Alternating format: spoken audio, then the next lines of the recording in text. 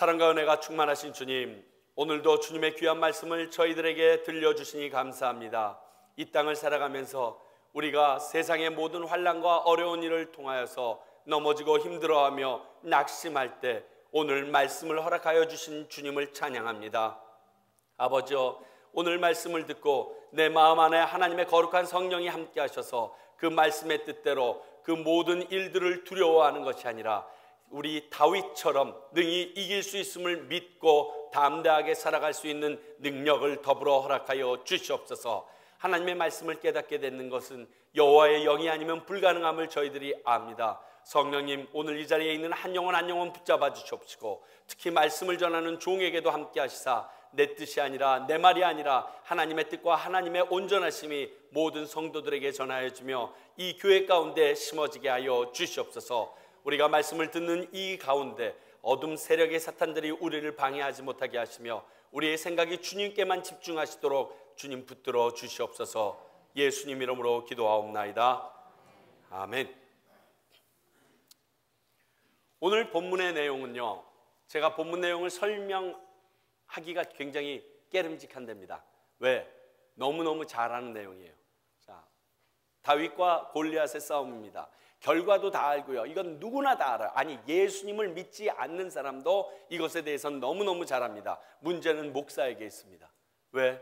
너무 잘 아는 내용, 그리고 너무 잘 들어봤던 내용, 이것을 어떻게 요리하여야 될 것인가가 이게 이제 목사의 책임입니다. 이래서 문제가 생깁니다. 예전에 들었던 다윗과 골리앗의 얘기가 아닌 뭐 새로운 것을 줘볼까 하다가 쥐 짜니까 이상한 말을 합니다. 우리 머릿속에 오래 기억 남는 것은 우리에게 그만큼 큰 능력이 돼야지만 이 땅을 살아갈 수 있다는 의미의 내용인데 괜히 뒤틀려고 노력합니다. 그 중에 한 명이 최유찬 아니겠습니까? 그렇다고 뭐 새로운 게 나옵니까? 해 아래 새 것이 없나니 아무것도 없습니다. 여러분들이 아시는 그대로입니다. 그러나 오늘 말씀을 통하여 오늘 우리 세상 가운데 있는 저희들에게 하나님께서 또 다른 비전과 새 힘을 주시리라 믿습니다. 아시다시피 내용은 이렇습니다.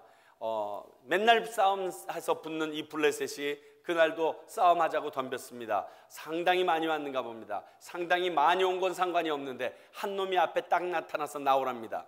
옛날 싸움, 여러분 사극을 보시면 알겠지만 웬 수염 긴 놈이 나타나서 단창을 들고 덤벼라, 그래서 나를 넘어가지 못하면 안 된다 그래가지고 걔를 못 이기면 못 넘어가고, 굉장히 웃기게 상대방이 아무리 많아도 그놈 한 놈만 치고 나면 와장장 무너지는 것을 우리들이 압니다.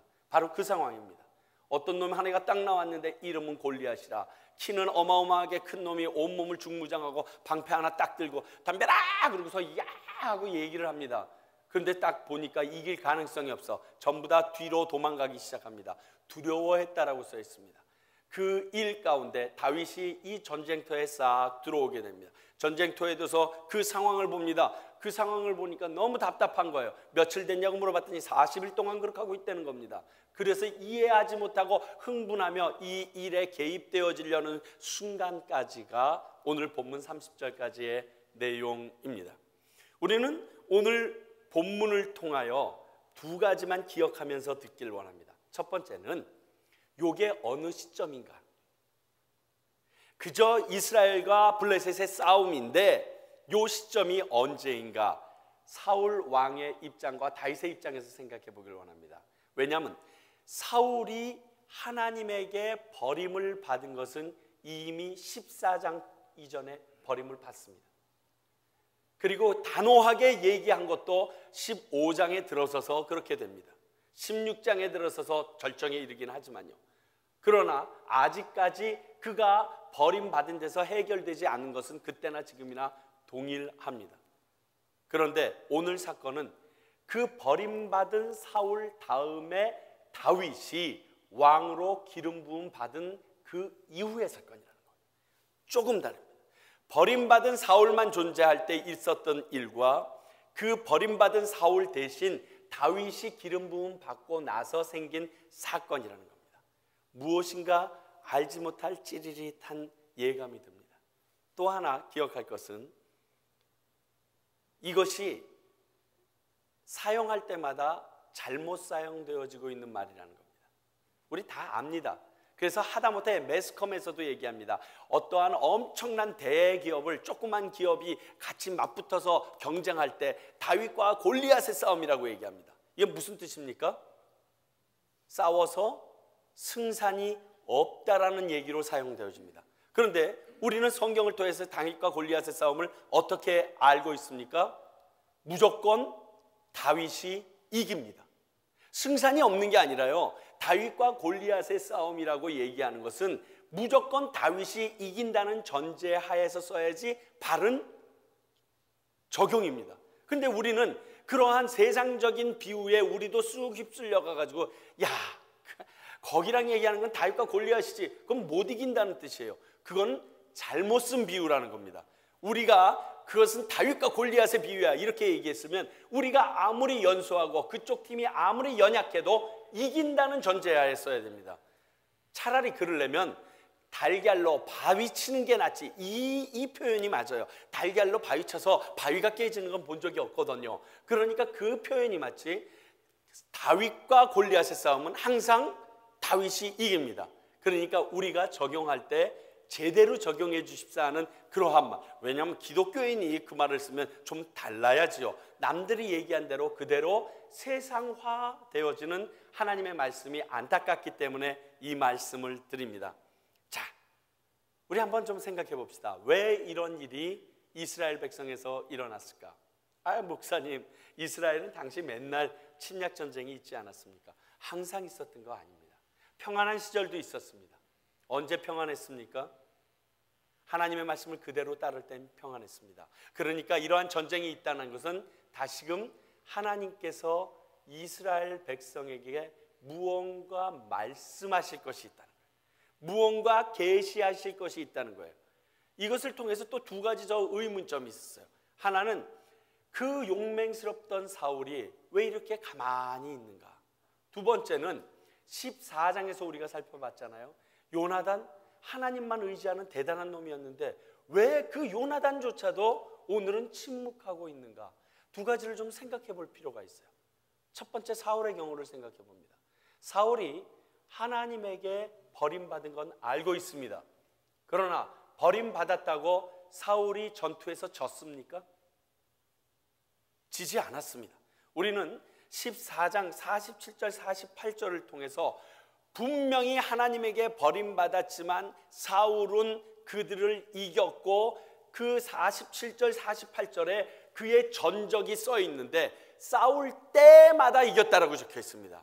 그가 왕위로 있는 동안 하나님이 버렸음에도 불구하고 그는 싸울 때마다 승리했다라고 얘기했어요. 그리고 그 싸울 때마다 하나님께서 싸우라는 명령이 있으면 나가서 싸웠고 본인의 능력으로 싸우지 않고 하나님의 힘과 지혜로 싸워서 이겼음을 사울은 지금까지 경험하고 있었습니다.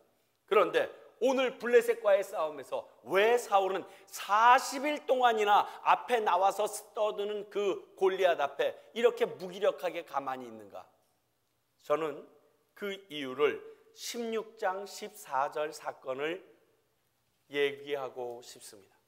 16장 14절에 보면 드디어 하나님의 영이, 여호와의 영이 사울에게서 떠납니다. 이것이 무관치 않습니다. 여호와의 영은 성령입니다. 하나님이 주시는 지혜라고 얘기했습니다. 내가 아무것도 알지 못하고 하다못해 기도하여 빌 바도 알지 못하지만 성령님께서 우리에게 오시면 기도를 어떻게 해야 되는지까지도 가르쳐 주시는 하나님의 지혜의 말씀이고 우리가 기억나지 않는 것을 기억나게 해주시는 하나님의 능력이기도 합니다. 자, 이 상황이면 사울이 자기가 직접 싸워서 이긴 적이 없고 하나님의 명령으로만 이겼다는 사실을 기억해내고 사울은 여호와를 찾았어야 됐어요. 사울이 싸울 때마다 여호와가 그를 버렸어도 옆에는 제사장이 에봇을 입고 두 돌멩이를 들고 하나님의 뜻인가 아닌가 계속 물었던 사건이 계속 진행됩니다. 근데 오늘은 안 나와요. 여호와의 영이 떠나고 나니까 하나님에게 물어봐야 한다라는 이 간단한 지혜도 그의 머리를 알려주지 않아요. 여러분, 성령이 이렇게 중요한 거예요. 너무 간단하잖아요. 하나님 이거 어떻게 해야 될까요? 예전에 이렇게 하셨는데 요 말만 하면 되는 거예요. 근데 요 말을 할 수 있는 지혜조차 사라져버려요. 어떻게 되니까? 성령님께서 그에게서 걷어지니까. 성령님이 이렇게 중요해요. 왜 성령 받아야 하냐면 하나님이 원하시는 바를 알 수 있는 지혜가 그 안에서 나와요. 예수님은 떠나가셨습니다. 그러나 너를 돕는 성령의 또 다른 이름 보혜사, 돕는 영이 우리 가운데 와서 내가 어떻게 해야 될지 모르지만 그 길을 초석을 놓듯이 돌다리 놓듯이 알려주는 지혜가 있는데, 오늘 사울은 이전과 다른 이유는 딱 한 개밖에 없어요.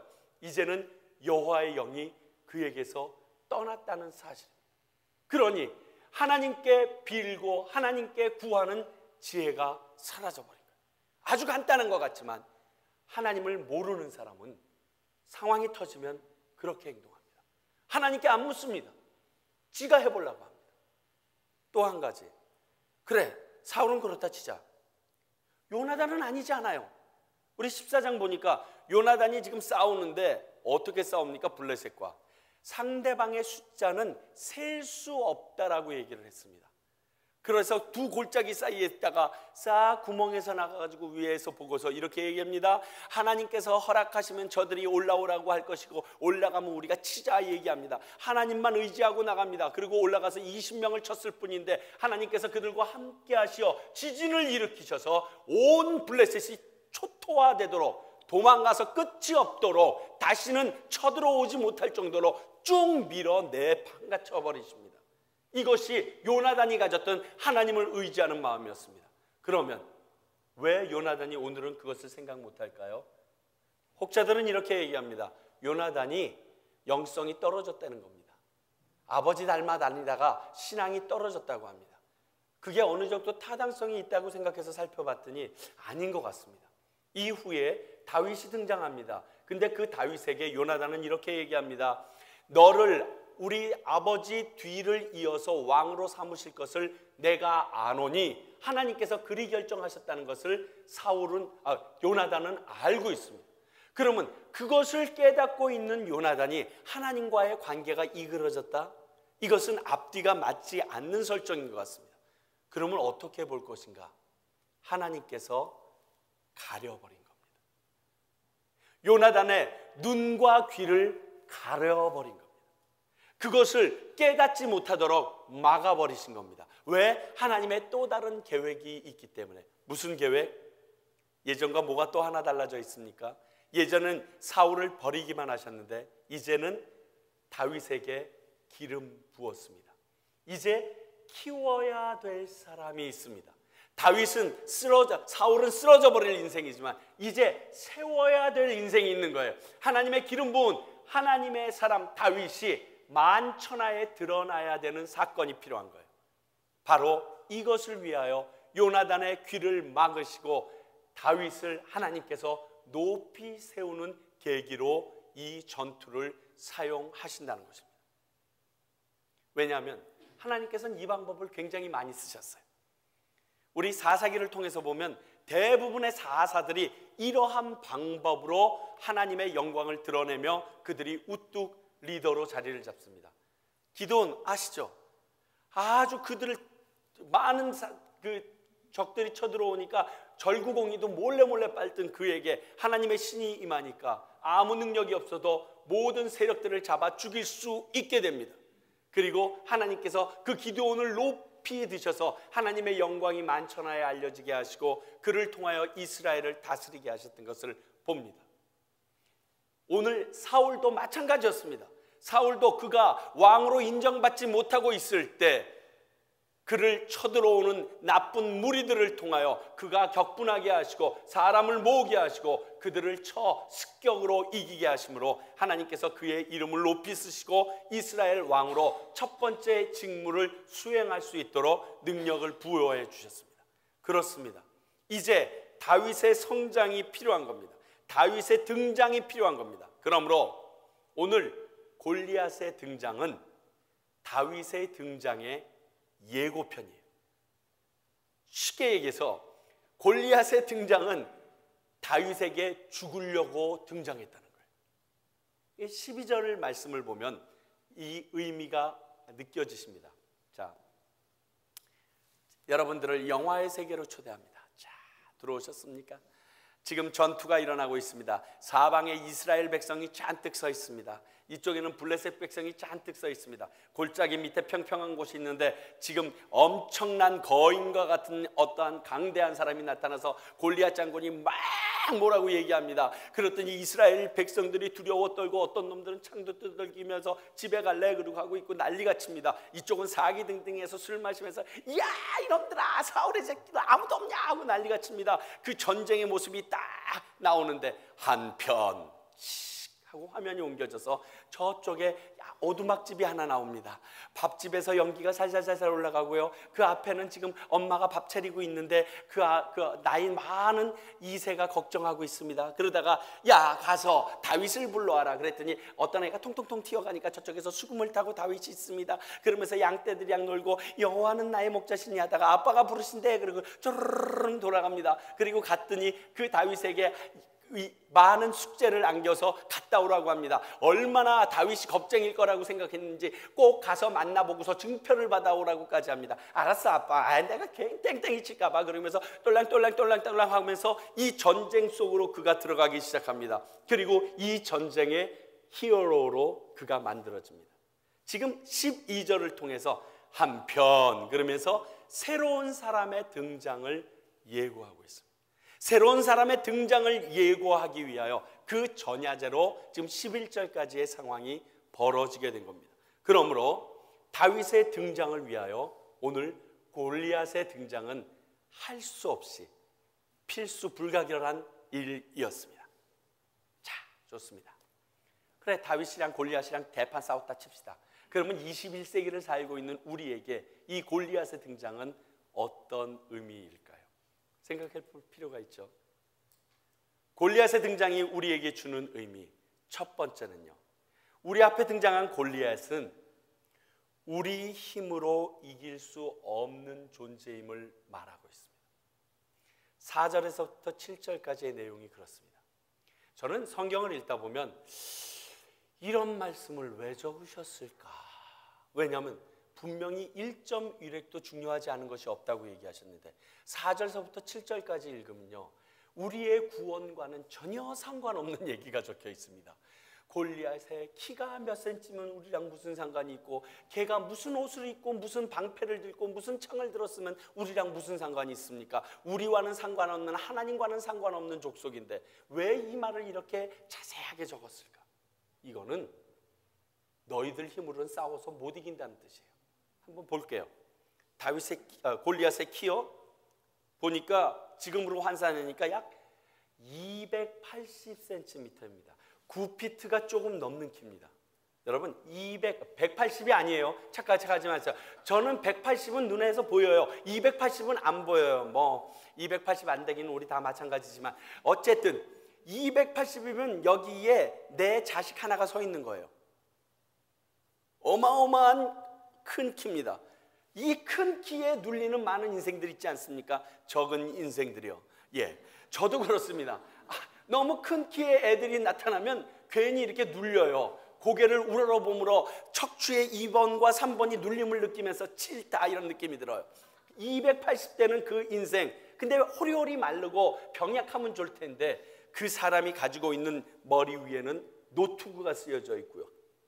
거기에는 갑옷을 입었는데 비늘 모양의 갑옷인데 갑옷의 무게가 57.5kg 정도 됩니다. 지금으로 얘기하면 약 126파운드 정도가 나갑니다. 요즘에 살 빼겠다고 난리치는 우리 유스 여학생 하나의 몸이 하나 쑥 들어가 입혀져 있는 겁니다. 지금 옷을 입고 있는 게 그 정도 126입니다. 휘청 벌써 거기서 다리합니다. 근데 그것으로 끝이 아닙니다. 거기다 놋 각반을 찼습니다. 그리고 놋 창을 들었다고 했는데 그 창의 채는 배틀채 같다고 그랬다는 것을 보니까 배틀할 때 이렇게 치는 것 뒤에 모양이 아마 길게 주렴처럼 가죽이 달려있는 아주 두툼한 채였고 그 앞에 창 끝에 무게만 보니까 7kg, 약 15파운드가 내간다고 합니다. 이건 애지간한 사람들이 가지고만 있어도 견딜 수 없는 무게인데 거기에 방패까지 들고 있습니다. 한마디로 말해서 이 골리앗은 너희들이 상대할 수 없는 거다 하는 의미가 우리에게 확 주어집니다. 너희들이 1대1로 마주 싸워서는 그의 방어 체계를 보세요. 어디를 찔러야지 죽을지를 못 잡겠어요. 너무 완벽한 체제입니다. 그렇다면 이걸 바로 알았어야 됐어요. 우리의 능력으로 상대할 수 없는 존재가 나타났다는 것은 누구인가 도움을 구해야 된다는 이야기예요. 그래서 그 하나님은 하나님을 찾기를 기다리셨어요. 며칠? 40일이나. 근데 하나님을 안 찾고 있습니다. 성도 여러분, 우리도 마찬가지예요. 우리가 인생을 살면서 얼마나 많은 골리앗들을 경험합니까? 내가 좀 해결해 볼 수 있다고 생각하는데 사실 그 상대는 내가 해결할 수 있으면 골리앗이라는 표현을 안 썼을 것입니다. 그럼에도 불구하고 내가 눈에 보이는 사람이나 다른 것에 의지해서 그것을 하려고 동분서주합니다. 이러한 모습을 보면서 하나님께서는 안타까움이 그의 눈에 가득하실 수밖에 없는 겁니다. 왜? 너희들의 힘으로는 가능하지 않은 일이야. 그래서 내가 보낸 거야. 그러면 어떻게 됩니까? 하나님께서 보냈으면 누가 해결합니까? 하나님이 해결할 수 있어. 하나님이 접으실 수도 있고 하나님이 죽이실 수도 있는데 그 하나님을 안 찾고 본인이 해보겠다고 날치니 하나님은 그러면 그럴수록 안타까우실 수밖에요. 여러분의 앞에 나타난 골리앗은 여러분이 상대할 게 아니라는 거예요. 두 번째, 우리 앞에 등장한 이 골리앗은요, 거기다가 우리를 두렵게까지 합니다. 11절을 보니까 이렇게 쓰여 있죠. 사울과 온 이스라엘이 블레셋 사람의 말을 듣고 놀라 크게 두려워하니라. 24절에 또 이렇게 쓰여 있습니다. 이스라엘 모든 사람이 그 사람을 보고 심히 두려워하여 그 앞에서 도망하며. 정말 무서운 거예요. 정말 무섭고 떨면요, 두려움이 확 엄습합니다.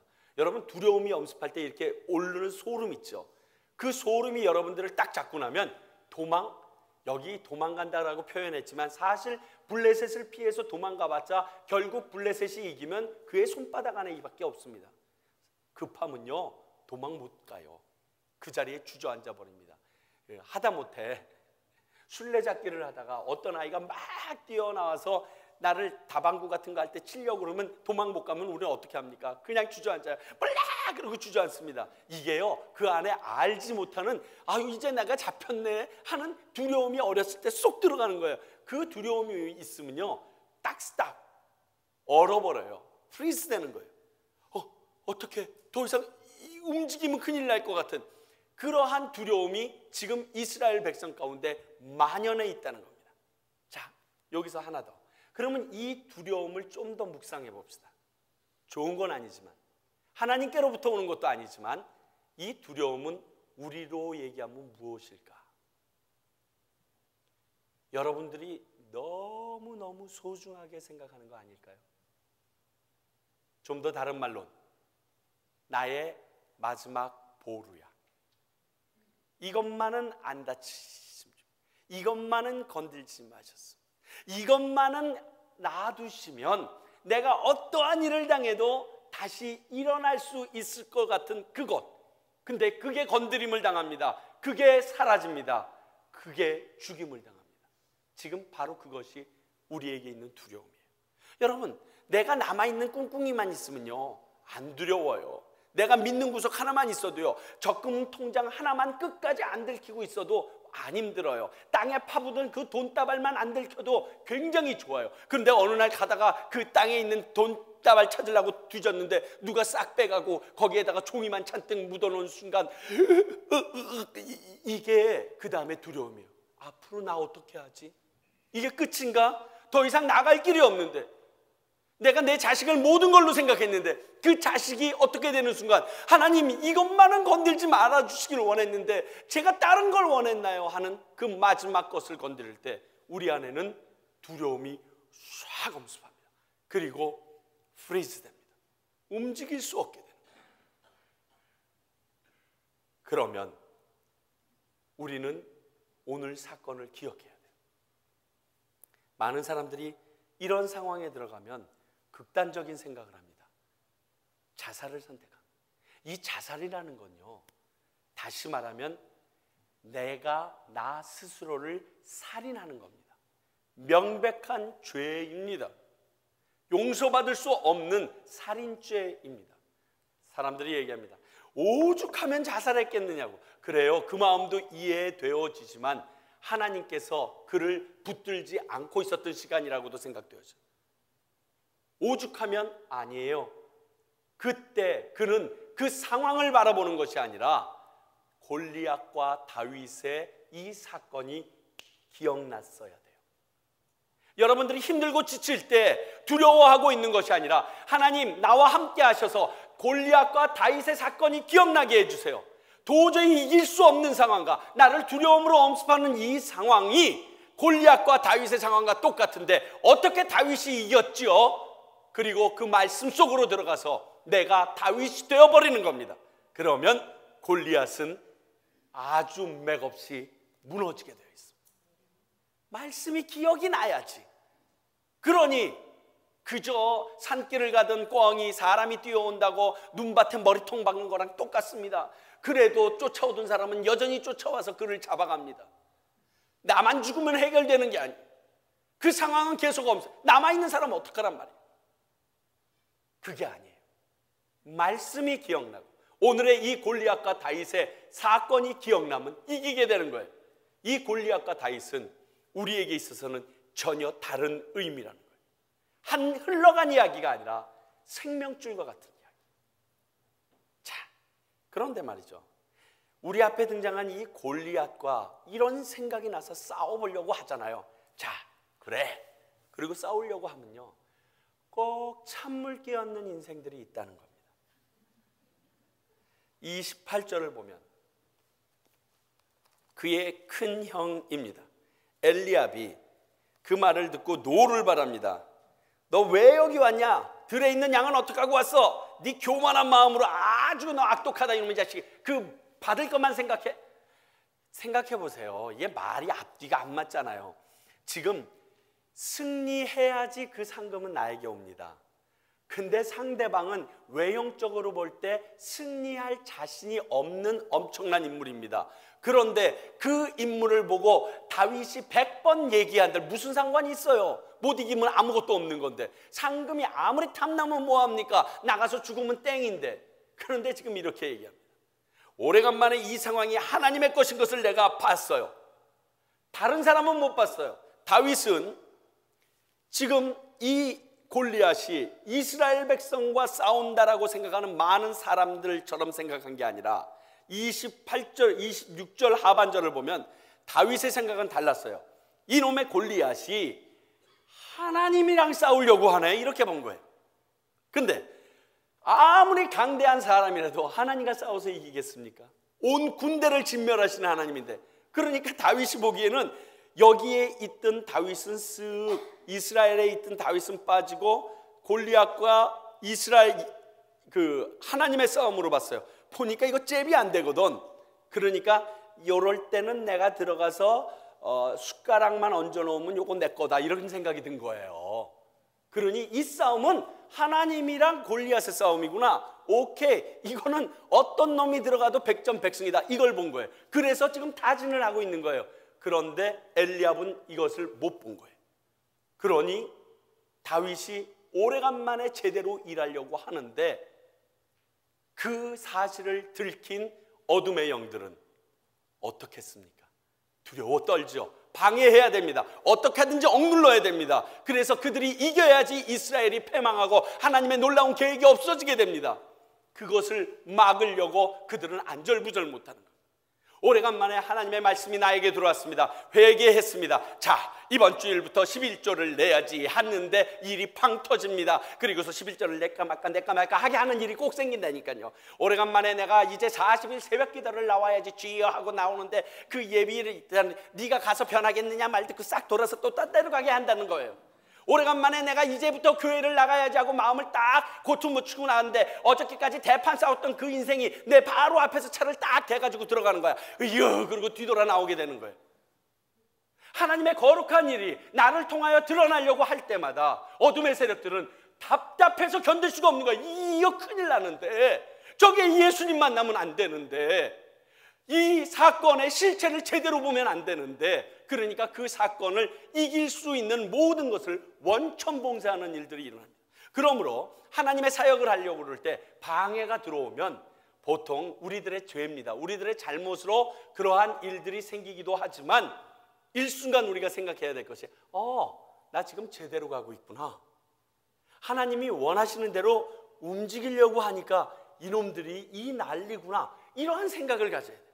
거기에서 놀라가지고 뒤로 꽁무니 빼는 게 아니고, 지금 상황은 하나님께서 원하시는 거구나 하는 생각이 있을 필요가 있다는 겁니다. 자, 결론을 말씀드립니다. 그럼 골리앗은 뭡니까? 간단합니다.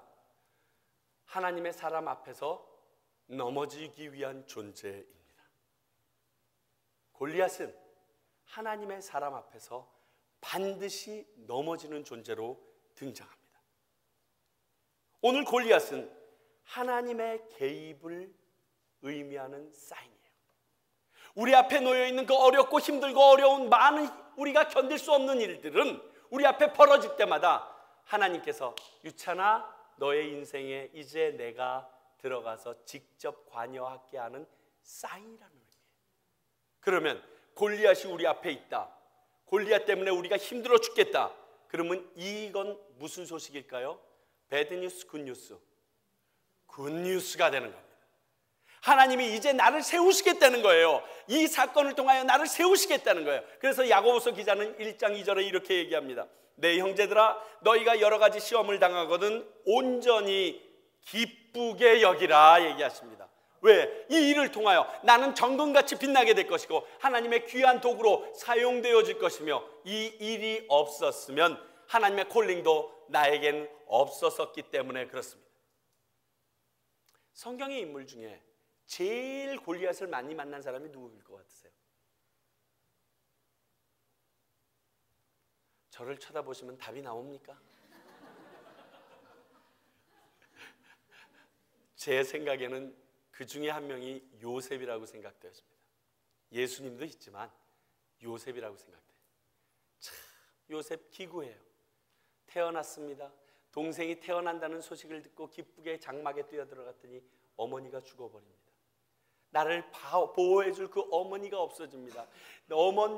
세 명의 다른 어머니가 있지만 이 형제들 사이에서 빚지고 이기기도 힘들어 죽겠는데 아버지가 특별히 사랑합니다. 자색 옷을 줬더니 형들의 시기를 받습니다. 매일매일 구박구박을 받습니다. 그러다가 그가 드디어는 그 형들에 의하여 죽음을 간신히 면하고 노예로 팔립니다.